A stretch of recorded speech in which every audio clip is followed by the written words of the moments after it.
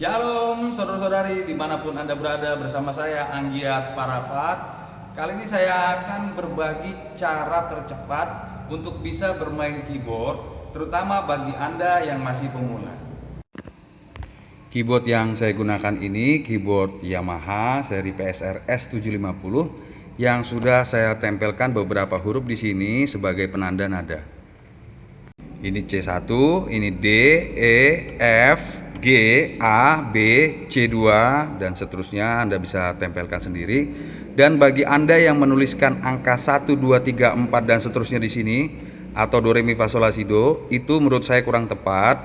Kenapa? Karena do re mi fa sol la si do atau 1, 2, 3, 4 dan seterusnya itu letaknya fleksibel, tergantung dari nada dasar lagu yang akan kita mainkan. Misalnya lagu yang akan kita mainkan nada dasarnya C sama dengan do, maka do-nya di sini.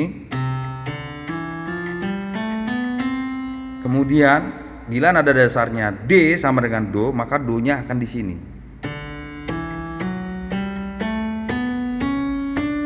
Dan seterusnya. Jadi tergantung dari nada dasar lagu yang akan kita mainkan. Untuk mendapatkan nada C pada piano, keyboard atau juga pianika, caranya cukup mudah. Kita bisa lihat di sini ada dua tuts warna hitam yang posisinya saling berdekatan, maka nada di sebelah kirinya ini adalah nada C, seperti ini. Ini juga seperti ini. Lalu ini, dan juga ini. Lalu kita lihat di sini ada tiga tuts warna hitam yang posisinya berdekatan, maka nada di sebelah kirinya ini adalah nada F.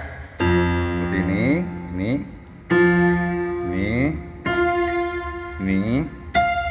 dan juga ini. Kemudian untuk bermain keyboard kita harus menguasai yang namanya chord. Apa itu chord? Chord adalah gabungan dari tiga nada atau lebih yang bila dimainkan secara bersamaan akan terdengar dan terasa harmonis. Kita awali dari chord yang pertama, yaitu chord C. Chord C adalah gabungan dari nada C, E, dan G. Dan perlu diingat, chord itu ada beberapa bentuk. Kenapa? Karena gabungan nada ini bebas dibolak-balik asalkan gabungan nadanya tetap sama. Misalnya seperti ini. Ini bentuk yang pertama adalah C, E, dan G. Chord C. Lalu kita ubah menjadi E, G, dan C. Seperti ini.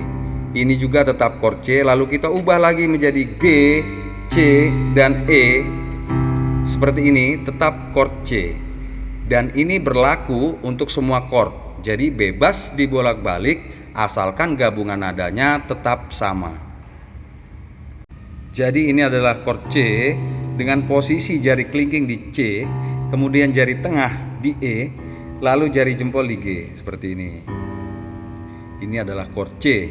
Lalu kalau kita geser ke kanan dengan jarak jari yang sama, seperti ini, kelingking di D, kemudian jari tengah di F dan jempol di A, akan menghasilkan chord D minor. Kita geser lagi ke kanan seperti ini, jari kelingking di E, kemudian jari tengah di G dan jari jempol di B menghasilkan chord E minor. Kita geser lagi ke kanan seperti ini, jari kelingking di F, kemudian tengah di A, kemudian jari jempol di C seperti ini menghasilkan chord F. Kemudian kita geser lagi ke kanan, jari kelingking di G, kemudian jari tengah di B, lalu jari jempol di D menghasilkan chord G. Kemudian kita geser lagi ke kanan, jari kelingking di A, jari tengah di C, dan jari jempol di E menghasilkan chord A minor. Jadi kita gunakan jari kelingking kita sebagai patokan untuk menentukan chord. Seperti ini tadi, jari kelingking di C maka chord C, jari kelingking di D seperti ini maka menjadi D minor, dan seterusnya.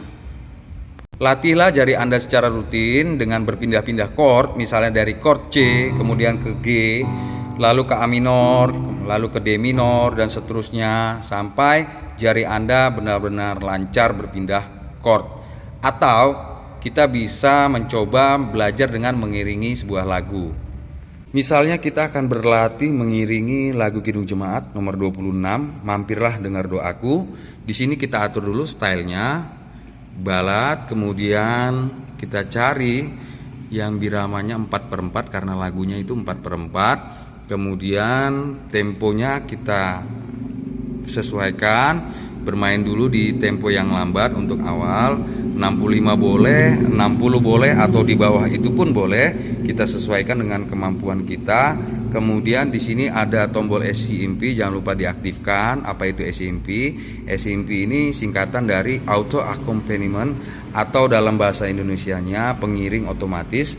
Kemudian di sini ada tombol Sync Start, kita aktifkan juga. Kita akan coba.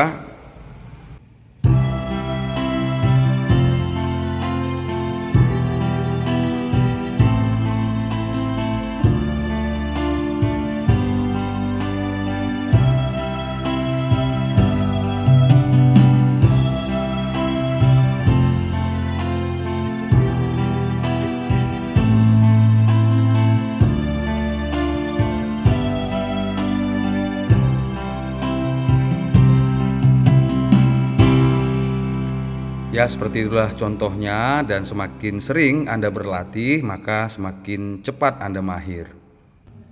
Demikian tutorial saya, semoga ini bermanfaat, dan jangan lupa klik like dan juga subscribe untuk mendukung channel ini.